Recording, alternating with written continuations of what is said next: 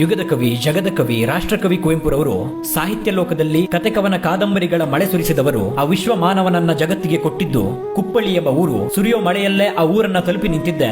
ಅಲ್ಲಿ ಹಚ್ಚ ಹಸಿರಿನ ಪ್ರಕೃತಿಯ ಮಧ್ಯೆ ಮಳೆಯಲ್ಲಿ ಮಿಂದೆದ್ದು ಕಂಗೊಳಿಸುತ್ತಿತ್ತು ಆ ಕವಿಯ ಸೂರು. ಇಲ್ಲಿಗೆ ನಾನು ಹೆಜ್ಜೆ ಇಡ್ತಿರೋದು ಇದೇ ಮೊದಲಲ್ಲ. ಆದರೆ ಅದೆಷ್ಟೇ ಬಾರಿ ಬಂದರೂ ಕೂಡ ಮೊದಲ ಸಾರಿ ಬಂದ ಹಾಗಿರುತ್ತೆ ನನ್ನ ಕುತೂಹಲ. ಈ ಅಡವಿಯಂಚಲ್ಲಿ ಅರಮನೆಯಂತಿರೋ ಮನೆಯನ್ನ ಕಣ್ತುಂಬಿಕೊಳ್ಳೋದೇ ಒಂದು ಅದ್ಭುತ ಅನುಭವ ಆಗಿರುತ್ತೆ. ಅದರಲ್ಲೂ ಮಳೆಗಾಲದಲ್ಲಿ ಇದರ ಸೌಂದರ್ಯ ದುಪ್ಪಟ್ಟಾಗಿರುತ್ತೆ. ಸ್ವರ್ಗಕ್ಕೆ ಮೂರೇ ಗೇಣು ಎನ್ನುವ ಭಾವ ಮೂಡುತ್ತೆ. ಈ ಮೂರಂತಸ್ತಿನ ತೊಟ್ಟಿ ಮನೆಯ ಮೂಲೆ ಮೂಲೆಗಳಲ್ಲೂ ಕೂಡ ಕುವೆಂಪುರವರು ಬರೆದ ಪ್ರತಿ ಸಾಲುಗಳನ್ನು ನೆನಪಿಸುತ್ತವೆ.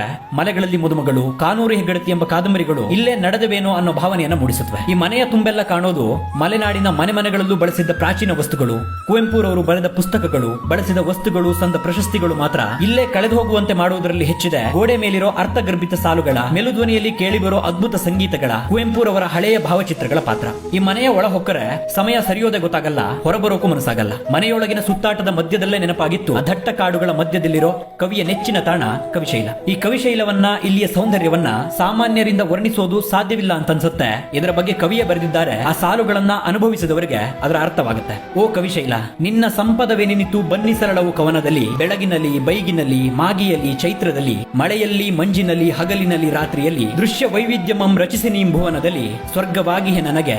ಈ ಸಾಲುಗಳನ್ನ ಓದುತ್ತಾ, ಅವುಗಳನ್ನ ಅನುಭವಿಸುತ್ತಾ ನನ್ನ ಹೆಜ್ಜೆ ಸರಿದಿತ್ತು ಆ ಕಾಡಿದ ಕವಿ ಚಿರನಿದ್ರೆಗೆ ಜಾರಿದ ಸಮಾಧಿಯೆಡೆಗೆ. ಹೀಗೆ ಒಂದಷ್ಟು ಸಮಯ ಕಳೆಯುತ್ತಾ ಕುವೆಂಪುರವರು ತಿರುಗಾಡಿದ, ಕೂತು ಬರೆದ, ಧ್ಯಾನಿಸಿದ, ಅವರ ಪ್ರಕೃತಿಯ ವರ್ಣನೆಗೆ ಪ್ರೇರೇಪಿಸಿದ ಜಾಗಗಳ ಕಡೆಗೆಲ್ಲ ಕಣ್ಣು ಹಾಯಿಸುತ್ತಾ ಯುವ ಸಮುದಾಯವನ್ನ ತನ್ನ ಅಕ್ಷರಗಳ ಮೂಲಕ ಸೆಳೆದ ಕಾಡಿನ ಸಂತ ಪೂರ್ಣಚಂದ್ರ ತೇಜಸ್ವಿಯವರ ಸ್ಮಾರಕದ ಕಡೆಗೆ ಬಂದಾಗ ಈ ಸ್ಮಾರಕ ಅವರ ಬದುಕಿನಷ್ಟೇ ಸರಳವಾಗಿತ್ತು. ಇವರ ಬದುಕು ಸಹಸ್ರಾರು ಜನರನ್ನ ಸರಳವಾಗಿ ಬದುಕೋಕೆ ಪ್ರೇರೇಪಿಸಿತ್ತು. ಸುತ್ತಾಡುತ್ತಾ ಕತ್ತಲಾಗೋ ಹೊತ್ತಾಗಿದೆ. ಈ ಕುಪ್ಪಳಿಯೆಡೆಗಿನ ಪ್ರಯಾಣವೂ ಮುಗಿದಿದೆ. ಹೆಚ್ಚೇನು ಹೇಳಲಿ, ಹೊಗಳಲಿ ಈ ಊರಿನ ಬಗ್ಗೆ. ಕವಿಯ ಕಾವ್ಯಗಳ ಪ್ರತಿ ಸಾಲಿನಲ್ಲೂ ಇಲ್ಲಿಯ ಪ್ರಕೃತಿಯ ಶ್ರೀಮಂತಿಕೆಯ ಹೊಗಳಿಕೆಯ ಅಡಗಿದೆ.